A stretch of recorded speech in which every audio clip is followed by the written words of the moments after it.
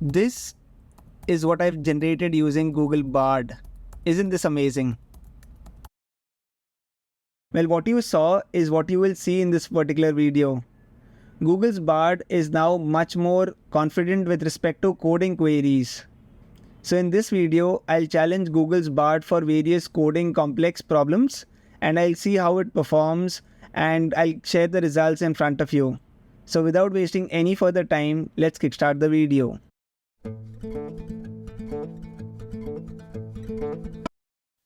The first coding challenge that I put across in front of Google Bard is create two lists in Python. One of them has 2 rows and 4 columns, and the other list has 4 rows and 2 columns. Perform a matrix multiplication on them. So let's see what the output is.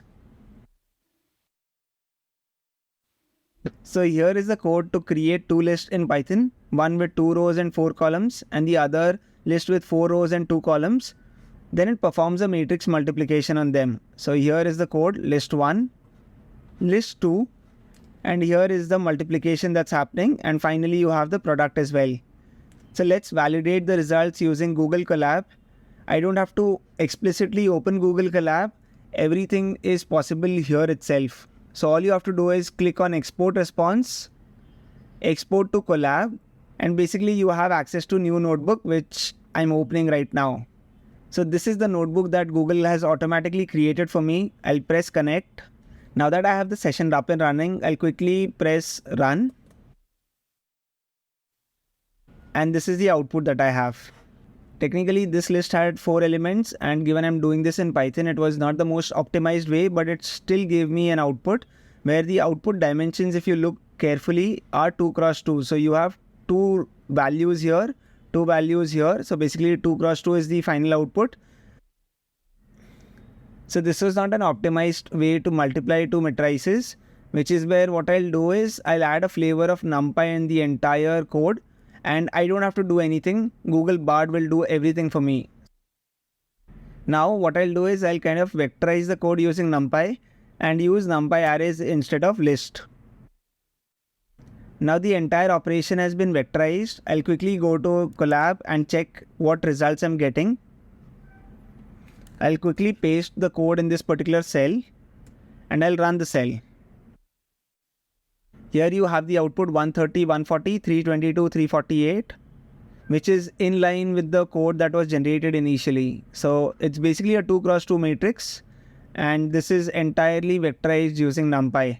So if you look at the magic that we've performed so far, we've taken a problem, we've used the base Python version of creating the solution, and then we have optimized it using NumPy arrays. Now a lot of times we want to visualize data using Matplotlib and Plotly. So can Bard give us results for that? And here is where it's given us results with respect to animation as well. It's also explained the code. It may or may not be correct, but if I click on regenerate draft, it will give me a different version of the code as well. But you can use this as starter code and then look at how you can modify your existing code to fit your solution. It may goof up in terms of creating the exact code, but a lot of times it will give you helper code that you can use. Now I'll ask questions that have been asked in coding rounds in companies like Amazon, Google, Facebook, etc. And let me check how good that performs as well. So this question that given a Boolean 2D array which consists of n cross m dimensions, where each row is sorted, find the 0 based index of the first row that has the maximum number of ones.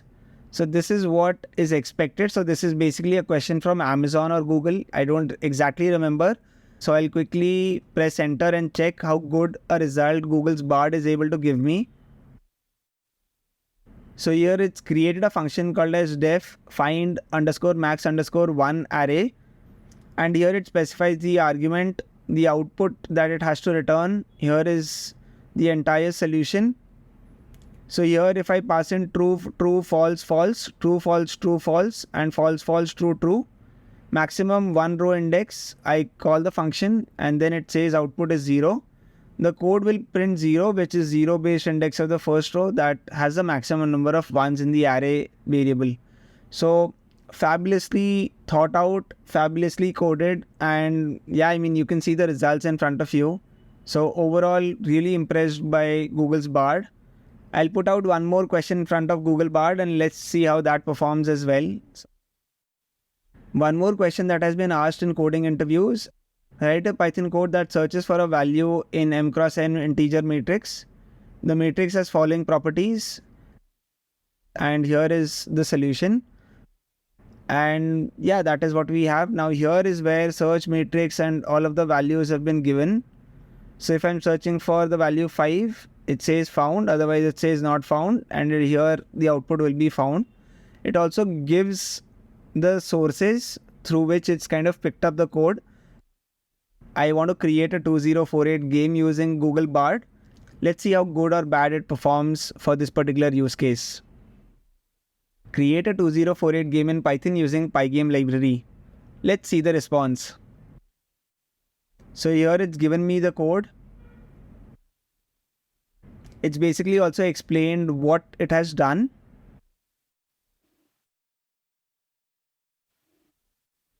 And what I'll do is I'll take this code and I'll paste it. I'll run this locally because Pygame requires window to open up as well. So I'll quickly run this particular piece of code and I'll show you the output. So I'm inside the folder which contains the file that I've already generated using Google's Bard for the 2048 game. I've made very slight modifications so that I'm able to visualize different colors for different blocks once they're generated. So I'll quickly press enter by typing in the command python 2048.py. And here is the screen. So now I can basically play 2048 using Python.